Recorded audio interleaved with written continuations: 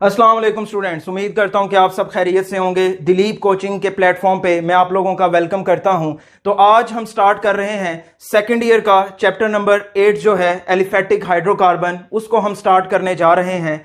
तो ऑर्गेनिक के हवाले से आप लोगों ने जितनी भी मिथ सुन रखी हैं, चाहे वो सीनियर से सुन रखी हैं, चाहे वो कोई आपके दोस्त हैं उनसे सुन रखी है कि ये जो ऑर्गेनिक है ये बहुत टफ है, इसमें कन्वर्जेंस नहीं होती, इसमें हमें नोमेनक्लेचर समझ नहीं आती, इसमें ये होता है, इसमें वो होता है, पेपर का ज्यादा पोर्शन आता है, पेपर टफ होता है। तो इन सब मिथ्स को मैं और आप मिलके करेंगे खत्म। तो आइए स्टार्ट करते हैं आज के इस चैप्टर को जिसका नाम है एलिफेटिक हाइड्रोकार्बन। तो देखिएगा कि जिस तरह चैप्टर का नाम है एलिफेटिक हाइड्रोकार्बन, तो सबसे पहले हम ये देखेंगे कि हमारे पास जो एलिफेटिक हाइड्रोकार्बन्स होते हैं वो होते क्या हैं। तो देखिएगा कि जो आपके पास एलिफेटिक हाइड्रोकार्बन्स होते हैं ये आपके पास स्ट्रेट चेन या ब्रांच चेन जो हाइड्रोकार्बन्स होते हैं उनको आप लोग क्या बोलते हैं? Aliphatic hydrocarbon. एलिफेटिक हाइड्रोकार्बन के अंदर आपके पास तीन मेजर क्लासेस हैं, अल्केन है, अल्कीन है और अल्काइन है। तो देखिएगा कि हमारे पास ये जो एलिफेटिक हाइड्रोकार्बन्स हैं ये क्या होते हैं? ये हमारे पास होते हैं hydrocarbons based on the chains of carbon atom. जो कार्बन एटम्स की चेन्स होती हैं, चाहे वो चेन स्ट्रेट हो चाहे वो चेन ब्रांच हो, तो उनको हम क्या कहेंगे? ये कौन से हाइड्रोकार्बन है? एलिफेटिक हाइड्रोकार्बन है। तो एलिफेटिक हाइड्रोकार्बन के अंदर आपके पास कौन कौन सी टाइप्स हैं? Number 1 alkane, number 2 alkyne, number 3 alkynes. यानी कि इस चैप्टर नंबर 8 के अंदर हमने क्या क्या पढ़ना है? हमने अल्केन्स के बारे में जानना है, हमने अल्कीन्स के बारे में जानना है और हमने किसके बारे में जानना है? हमने जानना है अल्काइंस के बारे में। तो तवज्जो कीजिएगा, सबसे पहले ये एक डिफरेंस हम कर लेते हैं। ये डिफरेंस आपको पेपर के अंदर एज अ शॉर्ट क्वेश्चन जो है वो भी आता है। तो देखिएगा कि ये सैचुरेटेड और अनसैचुरेटेड हाइड्रोकार्बन्स क्या होते हैं, वैसे बताने की जरूरत नहीं है, ये छोटी क्लासेस के अंदर आप लोग डिस्कस कर चुके हैं, इसीलिए मैंने एक दो पॉइंट एक्स्ट्रा ऐड किए हैं जो आपने पहले नहीं पढ़े हुए। तो देखिएगा, आपने पहले ये पढ़ा हुआ है कि जो हाइड्रोकार्बन्स होते हैं आपके पास जिनमें कार्बन कार्बन सिंगल बॉन्ड पाया जाता है वो कौन से हाइड्रोकार्बन होते हैं? सैचुरेटेड हाइड्रोकार्बन होते हैं। मगर जो हाइड्रोकार्बन आपके पास जिनमें डबल बॉन्ड या ट्रिपल बॉन्ड पाया जाता है उनको आप लोग क्या बोलते हैं? Unsaturated hydrocarbon. तो सिंगल बॉन्ड किसके दरमियान पाया जाता है? सिंगल बॉन्ड तो सिर्फ और सिर्फ किसके अंदर होता है? सिंगल बॉन्ड होता है अल्केन्स के अंदर। तो तवज्जो कीजिएगा, तो बाकी जो दो क्लासेस आपके पास बची हैं कौन कौन सी? अल्कीन्स और अल्काइंस। आपको पता है कि अल्कीन्स के अंदर जो होता है वो कौन सा बॉन्ड होता है? डबल बॉन्ड होता है। और जो अल्काइंस होते हैं, अल्काइंस के अंदर कौन सा बॉन्ड होता है? उनके अंदर होता है ट्रिपल बॉन्ड। तो तवज्जो कीजिएगा, इट इंक्लूड्स ओनली अल्केन्स के सैचुरेटेड हाइड्रोकार्बन के अंदर क्या होता है? सिर्फ और सिर्फ अल्केन्स होते हैं। और इधर क्या होता है? They have include alkenes, alkynes and aromatic hydrocarbons. Chapter number 9 aromatic hydrocarbons के ऊपर है, तो इसलिए इसका जिक्र मैं अभी नहीं कर रहा। ये क्या होते हैं, ये कैसे होंगे, इनके रिएक्शन वगैरह, इस पे पूरा चैप्टर है। और वो कौन सा चैप्टर है? Chapter number 9। तो देखिएगा, तीसरा पॉइंट जो है सैचुरेटेड हाइड्रोकार्बन में हमने कहा they have only single covalent bond between carbon atom. Carbon atom के दरमियान कौन सा बॉन्ड होगा? सिंगल बॉन्ड होगा। और जो सिंगल बॉन्ड होता है वो कौन सा होता है? सिग्मा होता है। और जो सिग्मा बॉन्ड होता है वो क्या होता है? स्ट्रॉन्ग होता है। इस वजह से हम कहते हैं कि they are very less reactive. ये क्या है? बहुत कम रिएक्ट करते हैं। क्यों कम रिएक्ट करते हैं? क्योंकि इनमें सिग्मा बॉन्ड होता है। ये आगे जाके भी हमारे पास डिटेल आएगी। तो जो आपके पास अल्काइंस हैं इनमें डबल बॉन्ड भी होता है, इनमें ट्रिपल बॉन्ड भी होता है, जिसकी वजह से क्या होता है? ये बहुत जल्दी रिएक्ट कर लेते हैं। क्यों? क्योंकि डबल और ट्रिपल जो बॉन्ड है वो पाई बॉन्ड होते हैं, और आप लोगों को पता है कि पाई बॉन्ड क्या होते हैं? वीक होते हैं। तो देखिएगा, आखिरी इसका पॉइंट है कि जब आप सैचुरेटेड हाइड्रोकार्बन को बर्न करते हैं एयर के अंदर तो इसका जो फ्लेम है वो ब्लू होता है और नॉन सूटी फ्लेम होता है। अब इसका मतलब क्या है? आप लोग घरों के अंदर नेचुरल गैस की जो बर्निंग करते हैं अपना खाना वगैरह बनाने के लिए किचन के अंदर, वो कौन से हाइड्रोकार्बन होते हैं? वो सैचुरेटेड हाइड्रोकार्बन होते हैं। मुझे बताएं कि क्या उसका फ्लेम का कलर ब्लू नहीं होता? आप कहेंगे जी बिल्कुल ब्लू होता है। मैं कहूंगा क्या उसमें से कोई धुआं निकलता है, कोई स्मोकी टाइप चीज? आप कहेंगे बिल्कुल नहीं। तो इसलिए मैं कह रहा हूं कि जब हम सैचुरेटेड हाइड्रोकार्बन को बर्न करते हैं तो फ्लेम कौन सा होता है आपके पास? ब्लू और नॉन सूटी फ्लेम होता है। अब एक बात और तवज्जो से सुनिएगा, जो आपके पास घरों में आप लोग गैस यूज करते हैं फॉर द कुकिंग पर्पसेज, आप मुझे बताएं कि क्या उसमें 85 to 90% मीथेन नहीं है? कुछ बुक्स में 85 लिखा हुआ है, कुछ में 80, कुछ में 90 भी है, तो एवरेज जो है हम कर लेते हैं 85। 85% उसमें क्या है? मीथेन है। और मीथेन क्या होती है? मीथेन तो होती है आपके पास क्या? CH4। और CH4 क्या है आपके पास? ये हम जानते हैं, ये तो हमारे पास क्या है? ये हमारे पास सैचुरेटेड हाइड्रोकार्बन है। मगर इसके बरक्स जब मैं अनसैचुरेटेड हाइड्रोकार्बन को देखता हूं, तो जब मैं इनको बर्न करता हूं एयर में, तो मेरे पास कौन सा फ्लेम आता है? येलो फ्लेम आता है, और साथ में सूटी फ्लेम होता है। अब देखिएगा सूटी फ्लेम क्या होता है? जिसके अंदर क्या हो, आपके पास कंडेंस फॉर्म के अंदर जो स्मोक है वो बने।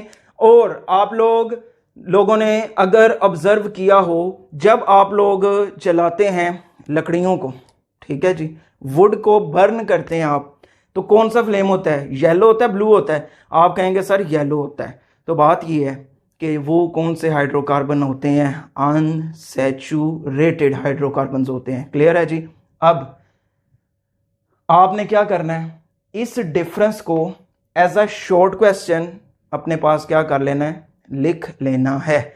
ये बोर्ड पहले से लिखने का, मेंटेन करने का मतलब ये होता है कि हमारे लेक्चर की लेंथ ना बढ़े, शॉर्ट टाइम हो। दूसरा ये कि आपको ज़्यादा चीज़ें नोट करने की ज़रूरत ना पड़े। आप इधर से ही स्क्रीनशॉट लें, अपने पास सेव कर लें और उसी को एक नज़र देखें, तो आपका पूरा लेक्चर जो है वो क्या हो जाएगा? रिवाइज हो जाएगा। अब हम बात करते हैं नोमेनक्लेचर की, कि जो हम ऑर्गेनिक कंपाउंड्स को नेम देते हैं उनका क्या सिस्टम है। तो थोड़ा सा हम बात कर लेंगे प्री हिस्ट्री के बारे में। पहले क्या होता था कि जिस कंपाउंड की जो हिस्ट्री है, जहां से डिस्कवर हुआ उस बेस पे नाम रख दिया, या जिस मेथड से उसको बनाया गया उस मेथड पे नाम रख दिया, या जिस साइंटिस्ट ने उसको तैयार किया, प्रिपेयर किया लैब के अंदर, उसके नाम पे रख दिया। तो ये हमारे पास सिस्टम जो है ये कॉमन या ट्राइबल नेम सिस्टम था। तो देखिएगा इसमें हिस्ट्री बेस पे नाम रखा जाता था, मेथड ऑफ प्रिपरेशन के हवाले से रखा जाता था, या फिर name of the person working on it, के कोई शख्स किसी कंपाउंड पे काम कर रहा है, वो कंपाउंड बन गया तो उसी के नाम पे उस कंपाउंड को क्या कर दिया गया? नाम दे दिया गया। अगर मैं हिस्ट्री बेस कंपाउंड की बात करूं, सबसे सुटेबल एग्जांपल जो है वो मार्श गैस की है। कि अगर मैं मार्श गैस की बात करूं, इसकी डिस्कवरी की बात करूं, तो ये हमारे पास डिस्कवर हुई थी मार्शी एरिया से, इसका लिंक है। तो इस वजह से हमने मीथेन का नाम क्या रख दिया? Marsh gas. अब देखिएगा कि जो एसिटिक एसिड है इसको बनाया जाता है वेनिगर से।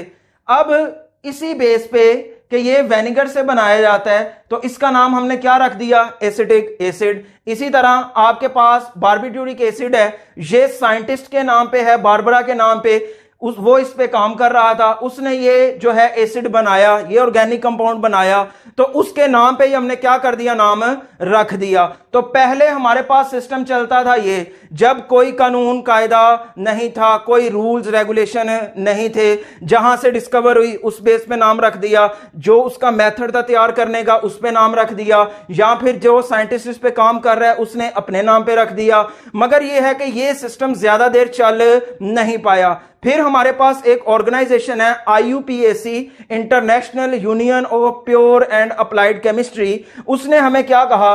उसने हमें कहा कि each different compound should have a different name, कि हर कंपाउंड का नाम क्या होगा?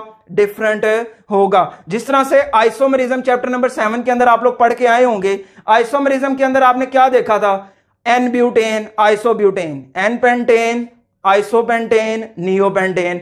अब बात यह है कि ये पेंटेन हमने लगाया हुआ है, मगर ये है कि IUPAC जब आया, international union of pure and applied chemistry, इसने कहा मियां कि आपके पास जो भी कंपाउंड है हर कंपाउंड का नाम क्या होगा, डिफरेंट होगा। और इसने साथ क्या कहा, इसने कहा कि मैं आपको एक पूरा रूल्स एंड रेगुलेशन का सेट देता हूं, इन रूल्स को अपने माइंड में रख के तुमने क्या करना है, नाम ऑर्गेनिक कंपाउंड्स को देना है। तो आइए देखते हैं, नोमेनक्लेचर को स्टार्ट करते हैं। सबसे पहले nomenclature of alkyl group. Alkyl group क्या होता है, मेरे पास कोई भी अल्केन हो, कोई भी XYZ कोई भी अल्केन हो, अगर मैं उस अल्केन में से एक हाइड्रोजन एटम को निकालता हूं तो हाइड्रोजन एटम को रिमूव होने के बाद, हाइड्रोजन एटम के निकलने के बाद जो बाकी मेरे पास चीज बचेगी वो क्या बचेगी, वो अल्काइल ग्रुप बचेगा। तो देखिएगा, if we remove one hydrogen atom from alkanes we obtain an alkyl group. यानी कि अल्केन में से एक हाइड्रोजन एटम को निकालिए, एक हाइड्रोजन एटम को निकालने के बाद जो आपके पास बाकी प्रोडक्ट आएगी वो क्या होगा, अल्काइल ग्रुप होगा। तो देखिएगा, अल्काइल ग्रुप के एंड पे क्या आएगा, YL आएगा। अल्केन को देखिए, अल्केन के एंड पे क्या आ रहा है, ANE। तो आपने क्या करना है कि जब अल्केन से अल्काइल में जाएंगे तो ANE को हटा के YL लगा देना है। तो देखिएगा, मैं कहता हूं कि मेरे पास सबसे सिंपलेस्ट अल्केन है मीथेन, CH4। अब इस मीथेन में से मैंने एक हाइड्रोजन एटम को क्या किया है, निकाला है। तो जब मैं एक हाइड्रोजन एटम को निकालता हूं तो मेरे पास क्या बच जाता है, CH3। अब देखिएगा, पहले 4 हाइड्रोजन थे, हमने अभी ऊपर बात की है कि अगर मैं अल्केन को शिफ्ट करना चाहता हूं अल्काइल ग्रुप के अंदर तो मुझे एक काम करना पड़ेगा, और वो क्या करना पड़ेगा, मुझे इस हाइड्रोजन को रिमूव करना पड़ेगा। तो एक हाइड्रोजन, ये देखिए मैंने ऊपर लिखा हुआ है कि माइनस हाइड्रोजन, यानी कि इस कंपाउंड में से मैं एक हाइड्रोजन एटम को क्या करना चाहता हूं, निकालना चाहता हूं। तो देखिएगा कि जब मैं इसमें से एक हाइड्रोजन एटम को रिमूव करूंगा तो मेरे पास क्या बचेगा, मेरे पास बचेगा CH3। पहले इसका नाम था मीथेन, मगर ये अब बन चुका है अल्काइल ग्रुप। अब इसका नाम मीथेन तो नहीं लिखूंगा, अब इसका नाम क्या लिखूंगा, अब इसका नाम ये लिखूंगा कि एंड पे क्या लगाना है मैंने, YL। मैंने क्या कहा था, ANE को खत्म कीजिएगा, ANE को खत्म करके YL लगाइएगा। तो ये आपके पास क्या बन जाएगा, ये आपके पास बन जाएगा अल्काइल ग्रुप बन जाएगा। अब देखिएगा कि नेक्स्ट जो एग्जांपल है हमारे पास वो है इथेन, C2H6। अब ये मेरे पास दूसरा अल्केन है। अब अगर मैं इस अल्केन में से एक हाइड्रोजन एटम को निकालता हूं तो पहले मेरे पास 6 हाइड्रोजन थे, जब मैं एक हाइड्रोजन को रिमूव करूंगा तो मेरे पास कितने हाइड्रोजन बचेंगे, 5 बचेंगे। तो अब ये इथेन से किसके अंदर कन्वर्ट हो गया, इथाइल के अंदर। इथेन के आगे जो ANE लगा हुआ है इसको खत्म करके आपने क्या लगाना है, YL लगाना है। तो ये सिंपलेस्ट सी नोमेनक्लेचर थी अल्काइल ग्रुप की। ये क्या होता है, अभी ये मैंने बताया आपको कि अल्केन में से एक हाइड्रोजन एटम को आपने निकालना है तो आपके पास जो प्रोडक्ट आएगी वो क्या आएगी, अल्काइल ग्रुप की आएगी। तो एक बात मेरे बच्चे याद रखनी है आपने कि ये अल्काइल ग्रुप बार बार आएंगे हमारे पास इस चैप्टर के अंदर। किसी भी साइड चेन की बात करूंगा, किसी भी सब्स्टिट्यूएंट की बात करूंगा तो उधर मोस्टली मुझे क्या नजर आएगा, अल्काइल ग्रुप नजर आएगा। तो देखिएगा, अल्काइल ग्रुप की नोमेनक्लेचर देख लेने के बाद अब हम जंप करेंगे नोमेनक्लेचर ऑफ अल्केन्स पे। सबसे पहली जो क्लास है एलिफेटिक हाइड्रोकार्बन की, जिसका नाम है अल्केन्स। अब हम स्टार्ट करने जा रहे हैं उसकी जो नोमेनक्लेचर है, उसकी नोमेनक्लेचर जो है उसको स्टार्ट करने जा रहे हैं। कोई भी जो IUPAC नेम होता है वो 3 पार्ट्स पे मुश्तमिल होता है। नंबर 1 पे होता है प्रीफिक्स, नंबर 2 पे होता है वर्ड रूट, नंबर 3 पे होता है क्या, नंबर 3 पे आपके पास होता है सुफिक्स होता है। अब देखिएगा, मैं कहता हूं कि मेरे पास जो कोई भी IUPAC नेम है वो 3 पार्ट्स पे मुश्तमिल होता है। Number 1 prefix, number 2 word root, number 3 suffix. अब ये क्या होते हैं, इनकी तरतीब क्या होती है, किसी भी ऑर्गेनिक कंपाउंड का जो IUPAC नेम है, किसी भी ऑर्गेनिक कंपाउंड का जो IUPAC नेम है उसके अंदर सबसे पहले आपने लिखना होता है प्रीफिक्स। प्रीफिक्स के बाद आपने लिखना होता है वर्ड रूट, वर्ड रूट के बाद आपने लिखना होता है क्या, सुफिक्स। तो देखिएगा कि अभी आपके माइंड में ये चीज है ही नहीं है कि प्रीफिक्स क्या होगा, सुफिक्स क्या होगा, वर्ड रूट क्या होगा। तो बकायदा रूल्स को डिस्कस करने से पहले मैं आपको ये 3 टर्मिनोलॉजीज जो है सबसे पहले वो क्लियर करूंगा। तो देखिएगा, सबसे पहले प्रीफिक्सेस जो होते हैं वो क्या होते हैं। तो ये प्रीफिक्स फिजिक्स वाले नहीं है, केमिस्ट्री में, ऑर्गेनिक केमिस्ट्री के अंदर, नोमेनक्लेचर के अंदर जो प्रीफिक्स होते हैं वो आपके पास जो मेन कार्बन की चेन होती है, जो पेरेंट चेन होती है, जो लॉन्गेस्ट चेन होती है, उसके साथ जो जो सब्स्टिट्यूएंट अटैच होता है उसका जो नाम होगा उसको हम क्या कहेंगे, ये क्या है हमारे पास एज अ प्रीफिक्स आएंगे। तो देखिएगा, ब्रांचेस और सब्स्टिट्यूएंट्स जो होंगे वो किसके अंदर आएंगे, उसका नाम प्रीफिक्सेस के अंदर आएगा। प्रीफिक्स का मतलब क्या है, पहले आने वाला। तो जब भी किसी ऑर्गेनिक कंपाउंड का आप नाम लिखेंगे तो कार्बन एटम की जो चेन होगी उस चेन के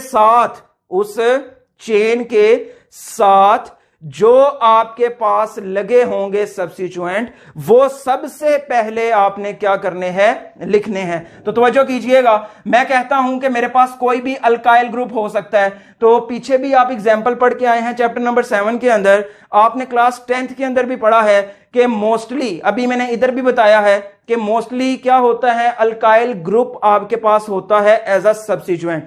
तो अब क्या है कि अगर इथेन आ जाए तो उसके लिए अल्काइल ग्रुप क्या होगा, इथाइल। अगर प्रोपेन आ जाए तो क्या होगा, प्रोपाइल होगा।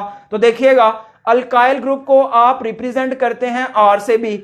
अब methyl, ethyl, propyl, butyl, pentyl, hexyl, heptyl, इसी तरह से चलाते जाएं तो ये अल्काइल ग्रुप क्या होंगे, चलते जाएंगे। तो देखिएगा, अब मैंने बात कर ली अल्काइल ग्रुप की कि ये एज अ सब्स्टिट्यूएंट हो सकते हैं। बहुत सारे सब्स्टिट्यूएंट्स आपके पास ऑर्गेनिक केमिस्ट्री के अंदर मौजूद हैं, मगर अभी आज के लेक्चर में मैं आपके साथ 2 शेयर कर रहा हूं क्योंकि मोस्टली हमने यूज यही करने हैं। अगले चैप्टर्स में चलेंगे और आएंगे, नाइट्रोजन के आएंगे, बाकी वो 1-2 और भी आएंगे, जिस तरह एजो वगैरह के ग्रुप्स आएंगे, तो वो तब देखेंगे। अभी देखिएगा कि यहां आपके पास क्या होगा, अल्काइल ग्रुप होगा, या फिर आपके पास क्या होगा, हैलोजेंस होंगे। अब हैलोजेंस क्या होते हैं, हैलोजेंस और ग्रुप 17 के एलिमेंट्स होते हैं। और कौन से एलिमेंट होते हैं, वो होते हैं फ्लोरीन, क्लोरीन, ब्रोमीन, आयोडीन होते हैं। तो तवज्जो कीजिएगा, फॉर एग्जाम्पल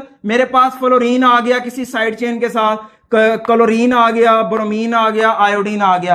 अब जब ये main chain, parent chain, longest chain के साथ अगर किसी में से एक के साथ ये आ गया हैलोजन, तो अगर फ्लोरीन आएगा तो उसके लिए कौन सा प्रीफिक्स यूज होगा, फ्लोरो का। अगर ब्रोमीन आ गया तो ब्रोमो का, अगर क्लोरीन आ गया तो क्लोरो का, अगर आयोडीन आ गया तो आयोडो का।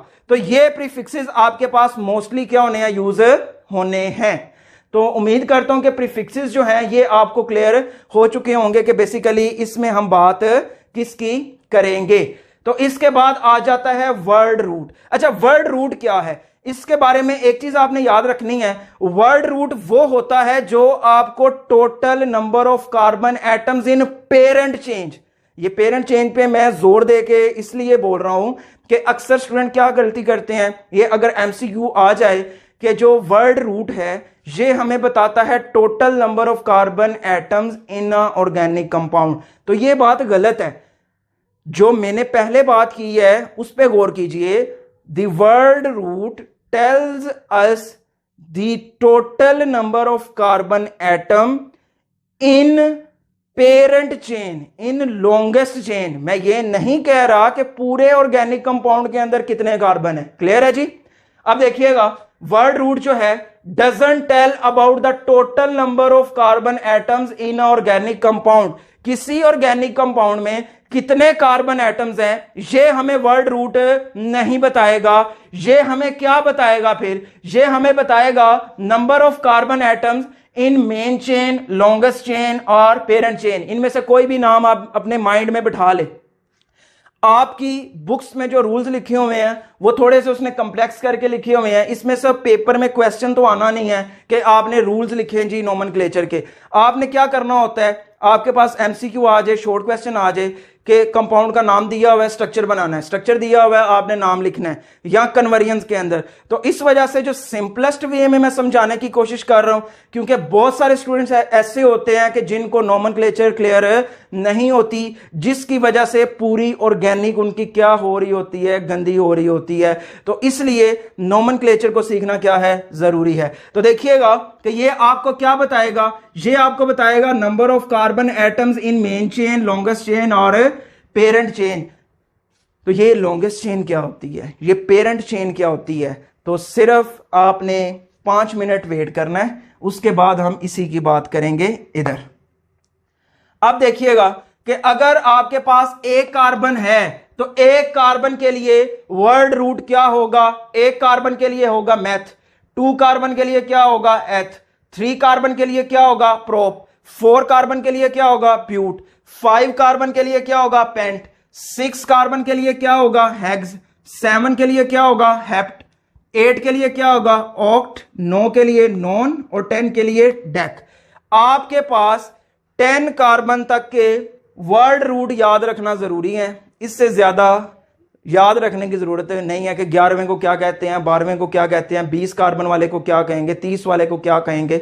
आपने अभी तक माइंड में जो रखना है वो कितना रखना है, 10 कार्बन तक। अगर मुझे कोई कहता है कि आपके पास 8 कार्बन वाली मेन चेन है, तो उसके लिए वर्ड रूट मैं कौन सा सिलेक्ट करूंगा, ऑक्ट का करूंगा। किसका करूंगा, ऑक्ट का करूंगा। तो ये थे हमारे पास वर्ड रूट्स, ये डिपेंड करेंगे आपने कौन सा यूज करना है, कार्बन की पेरेंट चेन पे डिपेंड करेगा। अब हमने प्रीफिक्स देख लिया, वर्ड रूट देख लिया, अब हमारे पास एक चीज बचती है जिसका नाम क्या है, सुफिक्स।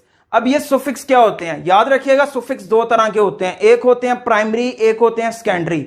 इस चैप्टर के अंदर जो नोमेनक्लेचर ऑफ अल्केन्स कर रहे हैं, इसमें मोस्टली जो है प्राइमरी सुफिक्स यूज होगा। प्राइमरी सुफिक्स क्या होता है, ये आपको बताता है कि आपके पास जो कार्बन और कार्बन के एटम्स हैं चेन के अंदर, उनके दरमियान कौन सा बॉन्ड है, उनके दरमियान सिंगल बॉन्ड है, उनके दरमियान डबल बॉन्ड है, उनके दरमियान ट्रिपल बॉन्ड है। ये आप बता सकते हैं सुफिक्स को देख के।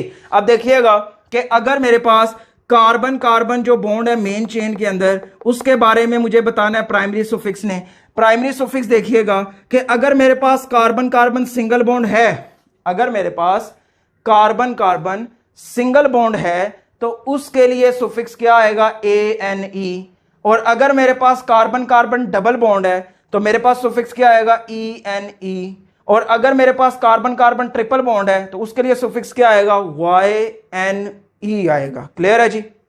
अब देखिए कि सेकेंडरी सुफिक्स क्या होते हैं, क्या है जी, सेकेंडरी सुफिक्स क्या होते हैं। तो देखिएगा कि जो आपके पास सेकेंडरी सुफिक्स होते हैं, जो आपके पास फंक्शनल ग्रुप आ जाएं, जब आपके पास फंक्शनल ग्रुप्स आ जाएं तो फंक्शनल ग्रुप्स के लिए आपको सेकेंडरी सुफिक्स भी लगाना पड़ता है। अब सेकेंडरी सुफिक्स हर फंक्शनल ग्रुप के लिए क्या होगा, डिफरेंट होगा। ये अभी तो हम यूज नहीं करेंगे, अगले चैप्टर्स में करेंगे। तो अभी सुफिक्स का वर्ड आ गया तो सोचा आपको बताता चलूं कि जो सुफिक्स है वो सेकेंडरी भी होता है। तो अगर अल्कोहल हो तो अल्कोहल के लिए OL का जो वर्ड है, ओल का, ये क्या है, इसका सुफिक्स है। अगर किसी पेरेंट चेन के साथ मेरे पास आ जाए एल्डिहाइड ग्रुप, तो एल्डिहाइड के लिए क्या आएगा, ऑल का वर्ड आएगा AL। क्लियर है जी। और कीटोन का आ जाए तो ONE सुफिक्स आएगा एज अ सेकेंडरी। तो ये आपके पास थे बेसिक से 3 प्रीफिक्स, सुफिक्स और वर्ड रूट, जो आपने किसी भी ऑर्गेनिक कंपाउंड का नाम लिखते हुए अपने जहन में रखना है। तो आपने क्या करना है, इस स्केच को अपने माइंड में क्या कर लेना है, रख लेना है। क्लियर है जी। तो चलिए देखिएगा कि अब हमारे पास है रूल्स ऑफ नोमेनक्लेचर। क्लियर है, किसके लिए, अल्केन्स के लिए। तो सबसे पहली जो क्लास है किसकी, एलिफेटिक हाइड्रोकार्बन की, अल्केन्स, उसकी हम स्टार्ट करने जा रहे हैं नोमेनक्लेचर। तो इनके रूल्स को आज समझिएगा, आसान लफ्जों में लिख लीजिएगा, चाहे उर्दू में लिख लें अपने पास। ये रूल्स आने चाहिए, ये रूल्स आने चाहिए। अगर ये रूल्स आपको आ गए तो आपके लिए ऑर्गेनिक मुश्किल नहीं रहेगी। तो देखिएगा, सबसे पहले पहला जो रूल ये है कि आपके सामने अगर कोई ऑर्गेनिक कंपाउंड आता है तो सबसे पहला काम जो आपने करना है वो ये करना है कि आपको पता होना चाहिए कि हमने सबसे पहले क्या देखना है, लॉन्गेस्ट चेन देखनी है। हमने सबसे पहला काम क्या करना है, नाम लिखने के लिए हमने लॉन्गेस्ट चेन को क्या करना है, सिलेक्ट करना है। तो तवज्जो कीजिएगा कि select the longest carbon chain in a organic compound. अब देखिए कि मेरे पास ये एक पहली एग्जांपल है, इसके अंदर देखिएगा कि ये ऊपर आपको नंबरिंग नजर आ रही है ब्लू कलर के अंदर, 1 कार्बन 2 3 4 5 6 7। एक चेन मेरे पास बन सकती है ये 7 कार्बन की, एक चेन बन सकती है ये नीचे रेड कलर के अंदर देखिएगा 1 2 3 4 5 और एक इधर से मैं नीचे आ जाऊं 6। मगर ये है कि मुझे तो रूल ये कहता है कि आपने चेन वो सिलेक्ट करनी है जिसमें क्या होगा, जिसमें सबसे ज्यादा कार्बन एटम होंगे। तो ज्यादा 7 ज्यादा होता है या 6 ज्यादा होता है? आप कहेंगे सर 7 ज्यादा होता है। इसका मतलब यह है कि जो मैंने ऊपर नंबरिंग दी है वो ठीक है, नीचे वाली नंबरिंग जो है वो मैं क्या कर रहा हूं, खत्म कर रहा हूं, क्योंकि मेरे पास जो लॉन्गेस्ट चेन बन रही है वो ये बन रही है। क्लियर है जी?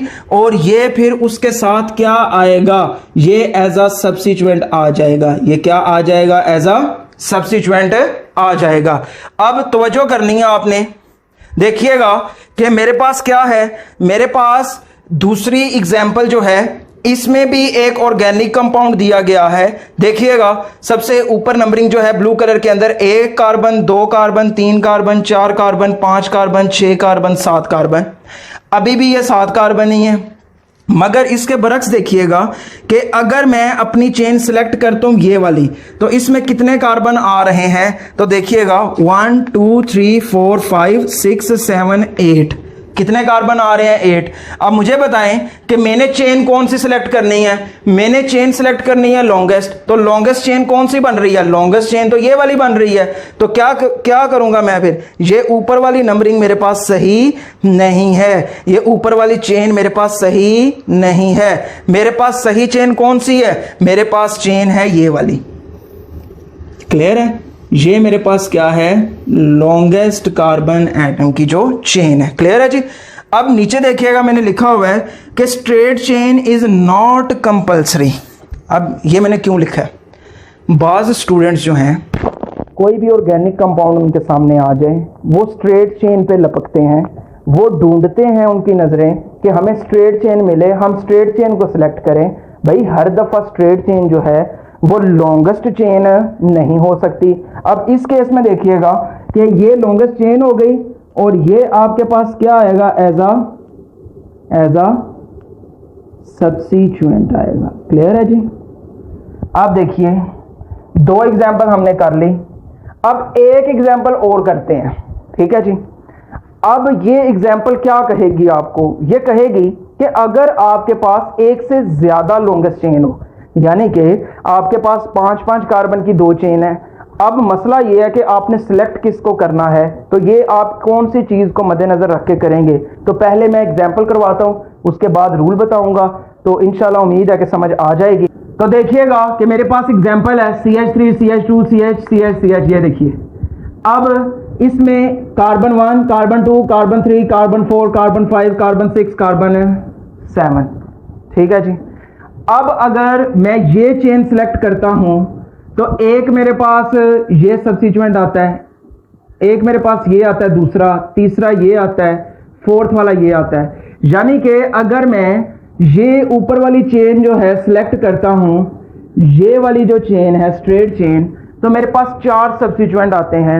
मगर यही कंपाउंड जब मैं नीचे लिखता हूं तो मैं देखता हूं कि एक मेरे पास चेन ये भी बन रही है, ये भी कितने कार्बन की है, ये भी कितने कार्बन की चेन है, ये भी 7 कार्बन की चेन है। मगर ये है कि अगर मैं इस चेन को सिलेक्ट करता हूं तो अब मेरे पास ये एक पूरा सब्स्टिट्यूएंट बन जाएगा, ये एक पूरा सब्स्टिट्यूएंट बन जाएगा और एक सब्स्टिट्यूएंट मेरे पास आ जाएगा ये और एक सब्स्टिट्यूएंट आ जाएगा मेरे पास ये। अब देखिएगा कि मेरे पास 2 ऑप्शन है इधर कि ये चेन भी बन रही थी और ये चेन भी बन रही थी। मैंने क्या किया, मैंने कैसे देखना है कि मुझे कैसे पता चलेगा कि कौन सी चेन मेरे पास ठीक है। तो मुझे IUPAC ने एक रूल दिया है, वो कहता है कि अगर तुम्हारे पास कभी ऐसा मसला आ जाए, अगर तुम कभी ऐसी सिचुएशन के अंदर स्टक हो जाओ जहां पे तुम्हारे पास एक से ज्यादा लॉन्गेस्ट पॉसिबल चेन हो, तो तुम कौन सी चेन सिलेक्ट करोगे। तो फिक्रमंद होने की जरूरत नहीं है, उसने हमें रूल दिया हुआ है। वो क्या कहता है, वो कहता है कि आपने नंबरिंग वहां से स्टार्ट करनी है, आपने चेन वो सिलेक्ट करनी है, आपने चेन वो सिलेक्ट करनी है जिसमें मैक्सिमम नंबर ऑफ सब्स्टिट्यूएंट्स आए। अब मुझे बताएं कि ऊपर 4 सब्स्टिट्यूएंट आ रहे हैं, 1 2 3 4, ये अलग अलग बॉक्स मैंने बनाए हुए हैं। ये 4 सब्स्टिट्यूएंट आपको नजर आ रहे हैं, ये भी मिथाइल, ये प्रोपाइल है 3 कार्बन वाला, ये भी मिथाइल, ये भी मिथाइल। अब इधर मेरे पास 4 सब्स्टिट्यूएंट आ रहे हैं, इधर मेरे पास 2 सब्स्टिट्यूएंट आ रहे हैं। तो अगर मैं इस चेन को सिलेक्ट कर लेता हूं कि ये भी साथ है, ये भी साथ है, मैं इस चेन को सिलेक्ट कर लेता हूं, तो याद रखिएगा कि आपके 2 नंबर गए, MCQ का 1 नंबर गया। क्यों?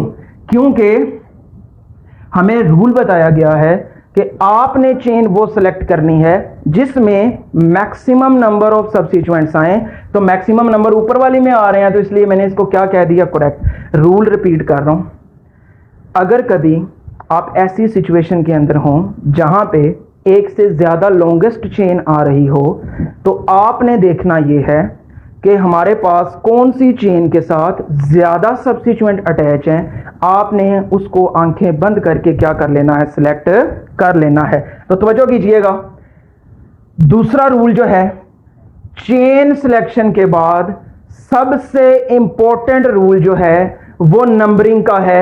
अक्सर स्टूडेंट इसमें गलती करते हैं कि हमने नंबरिंग कहां से करनी है। तो देखिएगा, नंबरिंग करते हुए आपने इस चीज का ख्याल रखना है।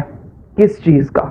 इस चीज का कि जब आपने नंबरिंग स्टार्ट करनी है कि मैं चेन की राइट साइड से करूं या लेफ्ट साइड से करूं, आपने एक चीज का ख्याल रखना है कि आपने नंबरिंग वहां से करनी है जहां से सब्स्टिट्यूएंट क्या होगा, करीब होगा। देखिएगा, ये मेरे पास केस 1 है, मेरे पास है CH3 CH2 CH2 CH CH3 और इसके साथ ये एक बॉक्स के अंदर सब्स्टिट्यूएंट लगा हुआ है जी। क्लियर है? तो देखिएगा कि मैं इसको अप्लाई करने लगा हूं, तो जरा तवज्जो रखनी है आपने कि मेरे पास जो है, मैं ये चेन मेरे पास क्या है, लॉन्गेस्ट है। इस चेन की राइट साइड से मैंने नंबरिंग स्टार्ट कर दी। तो जब भी आपने नाम लिखना होता है, तो मैंने कहा था सबसे पहले क्या आएगा, प्रीफिक्स आएगा। प्रीफिक्स क्या होता है, कोई भी आपके पास सब्स्टिट्यूएंट होता है। तो अब मेरे पास इधर एक ही इकलौता सब्स्टिट्यूएंट है, मिथाइल। तो अब मैंने मिथाइल सब्स्टिट्यूएंट को पहले लिखना है। तो याद रखिएगा कि जब आप सब्स्टिट्यूएंट लिख रहे होते हैं तो उसके साथ आप एक नंबर भी लगाते हैं, जो नंबर हमें यह बताता है कि ये सब्स्टिट्यूएंट ब्रांच में कौन से कार्बन नंबर पे क्या है, मौजूद है। तो देखिएगा कि ये जो मैंने नंबरिंग दी हुई है, इसके मुताबिक जो कार्बन नंबर आपके पास 2 है, कार्बन नंबर 2 पे मेरे पास सब्स्टिट्यूएंट अटैच है, तो मैं क्या लिखूंगा, 2 मिथाइल। अब मैंने प्रीफिक्स लिख लिया, पहला स्टेप मेरा क्या हो गया, कंप्लीट हो गया। अब दूसरा स्टेप क्या है कि मैंने वर्ड रूट को लिखना है। वर्ड रूट को लिखने के लिए मुझे पता होना चाहिए कि मेरे पास जो कार्बन की चेन है उसमें कितने कार्बन एटम है। तो देखिएगा 1 2 3 4 5। अब 5 कार्बन एटम के लिए मेरे पास वर्ड रूट क्या है, मेरे पास वर्ड रूट है पेंट का। तो मैं क्या लगाऊंगा, 2 मिथाइल पेंट। तो दूसरा स्टेप भी मेरा कंप्लीट हो गया, वर्ड रूट आ गया। अब इसके बाद देखिएगा सुफिक्स जो है कौन सा लगाना है। सुफिक्स तो हमने लगाना है कार्बन कार्बन की बॉन्डिंग देख के, इधर भी सिंगल बॉन्ड है, इधर भी सिंगल बॉन्ड है, इधर भी सिंगल बॉन्ड है, इधर भी सिंगल बॉन्ड है। तो जब सारे सिंगल बॉन्ड है तो सिंगल बॉन्ड के लिए तो सुफिक्स कौन सा आता है, ANE। तो मैंने ANE लगा दिया, तो मेरे पास क्या नाम हो गया, 2 मिथाइल पेंटेन। क्लियर है जी? अब देखिए, आप कहेंगे कि जरूरी है कि हम राइट साइड से नंबरिंग दें, हम लेफ्ट साइड से दे के देखते हैं। हम क्या देखते हैं कि हम नंबरिंग दे लेते हैं अब अपनी चेन को लेफ्ट साइड से। लेफ्ट साइड से देखिएगा 1 2 3 4 5। अब मैं अगर इसका नाम लिखूं तो मेरे पास सबसे पहले क्या आता है प्रीफिक्स के अंदर? प्रीफिक्स के अंदर हमने लिखना ये होता है कि हमारे पास जो सब्स्टिट्यूएंट है वो पेरेंट चेन में कौन से कार्बन के साथ क्या है, अटैच है। तो देखिएगा कि ये जो मेरे पास मिथाइल है ये किसके साथ अटैच है? कार्बन नंबर 4 के साथ। तो 4 मिथाइल। अब ये जो पेरेंट चेन है आपके पास, इसमें कितने कार्बन है? इसमें 5 कार्बन है। तो 5 कार्बन के लिए वर्ड रूट क्या था? पेंट का। तो बात ये है कि इधर क्या आएगा? 4 मिथाइल पेंट, और साथ में सिंगल बॉन्ड है सभी में, तो सुफिक्स क्या आ जाएगा? एन। मगर ये है कि ये गलत है नाम। क्यों? क्योंकि रूल हमें ये कहता है कि start numbering from the side where branch और substituents get lowest location number. अगर मैं इधर से नंबरिंग स्टार्ट करता हूं तो मेरे पास जो सब्स्टिट्यूएंट है ये आता है कार्बन नंबर 2 पे। अगर मैं नंबरिंग स्टार्ट करता हूं इधर से तो मेरे पास आता है सब्स्टिट्यूएंट 4 पे। अब आप मुझे बताएं कि लोएस्ट लोकेशन कौन सी है? कार्बन नंबर 2 की है या कार्बन नंबर 4 की है? तो आप कहेंगे कि सर अंडरस्टूड है कि कार्बन नंबर 2 पे जो सब्स्टिट्यूएंट लगा हुआ है, अगर हम इस हिसाब से नंबरिंग करेंगे तो हमारे पास लोएस्ट लोकेशन नंबर आएगा। तो इन शॉर्ट आसान लफ्जों में बताऊं, जहां से सब्स्टिट्यूएंट करीब पड़े, जहां से सब्स्टिट्यूएंट पहले आए, वहां से आपने क्या करनी है? नंबरिंग स्टार्ट करनी है। ये तो समझ आ गया। अब मसला ये है कि अगर हमारे पास कोई ऐसा केस हो जहां पे हम अपने लेफ्ट साइड से नंबरिंग स्टार्ट करें, लेफ्ट साइड से चेन के नंबरिंग स्टार्ट करें, या राइट साइड से नंबरिंग स्टार्ट करें, दोनों तरफ से सब्स्टिट्यूएंट इक्वल पोजीशन पे हों, तो फिर हम नंबरिंग कहां से स्टार्ट करेंगे? तो आइए जरा उस रूल को देखते हैं। फॉर एग्जांपल देखिएगा कि मेरे पास ये कंपाउंड है CH3 CH2 CH CH2 CH CH CH3, और नीचे देखिएगा CH3 CH3 CH3 लगे हुए हैं, यानी कि ये 3 मेरे पास सब्स्टिट्यूएंट है, मिथाइल है।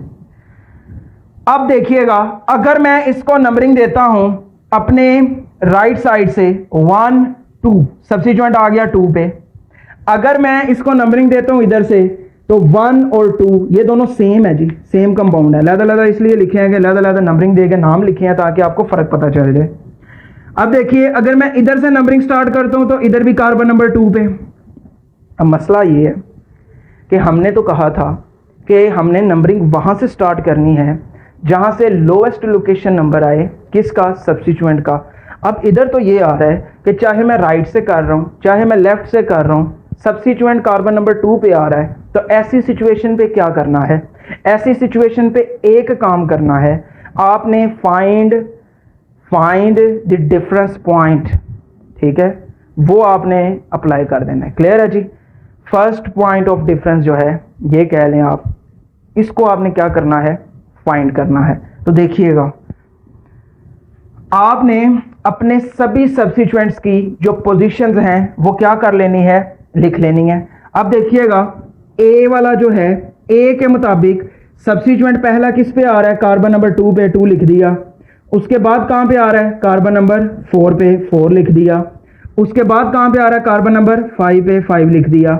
अब अगर ये नंबरिंग मैं देखता हूं, ये मैंने नंबरिंग की थी लेफ्ट साइड से, चेन के लेफ्ट साइड से, ये नंबरिंग मैं कर रहा हूं चेन की राइट साइड से।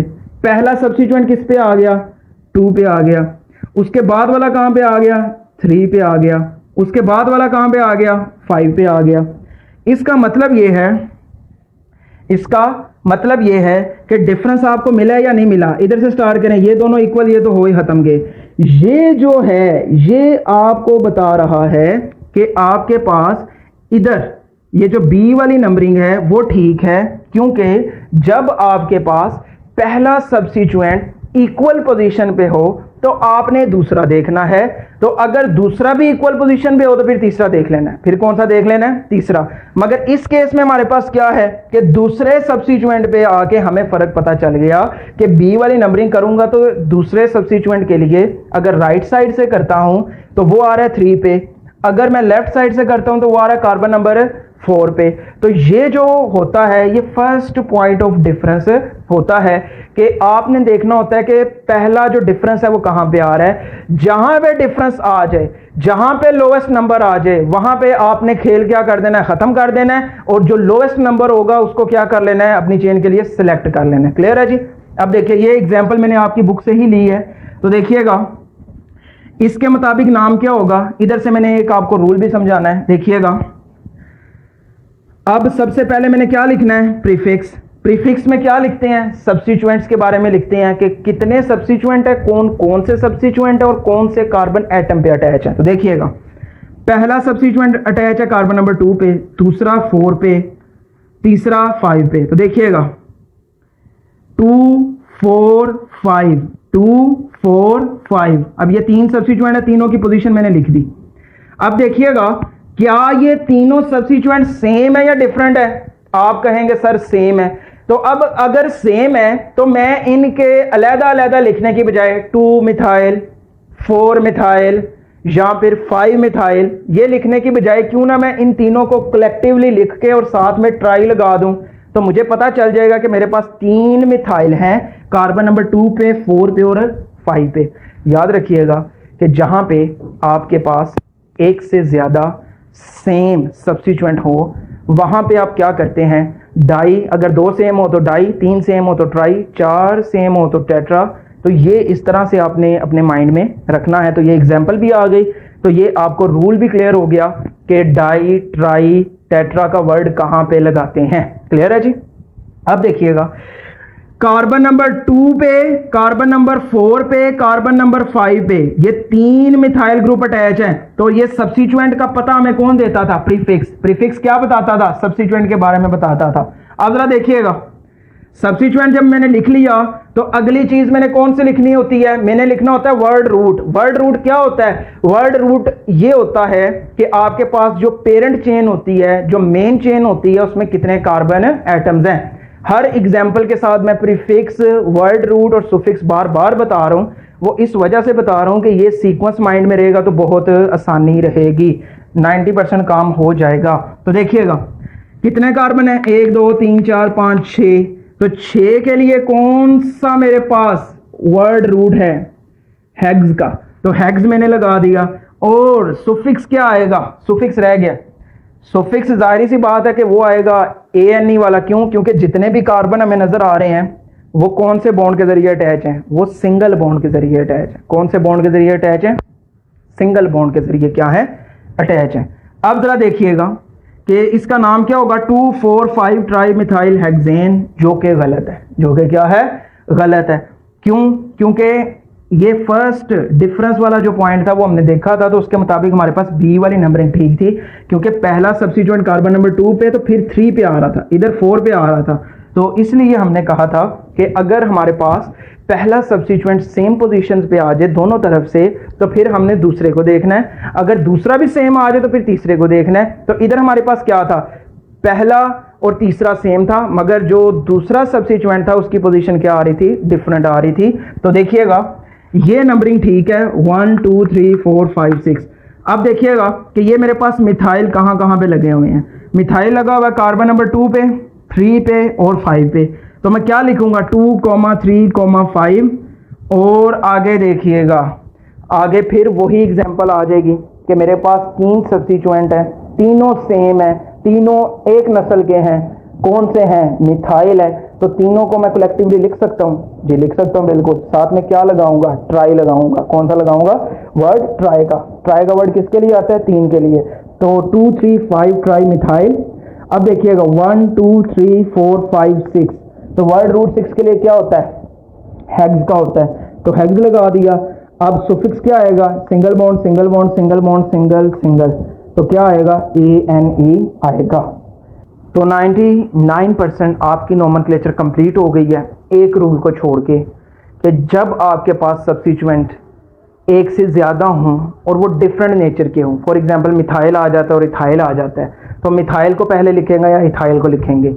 ये एक रूल मैं आपको करवाऊंगा कमिंग लेक्चर के अंदर, और कमिंग लेक्चर के अंदर ही हम देखेंगे आपकी एक्सरसाइज के जो क्वेश्चन हैं कि जिसमें उसने नाम दिए हुए हैं, आपने स्ट्रक्चर लिखने हैं, और एक क्वेश्चन में उसने स्ट्रक्चर दिए हुए हैं, आपने IUPAC नेम लिखने हैं। तो प्रैक्टिस सेशन इसके लिए ज़रूरी है, क्योंकि ये जितना पढ़ा है अगर हमने उसकी एग्जाम्पल ना की एक्सरसाइज से तो मुकम्मल तौर पे वो क्लियर होके आपके दिमाग में नहीं बैठेगा। तो इसलिए जो कमिंग लेक्चर है वो इम्पोर्टेंट है।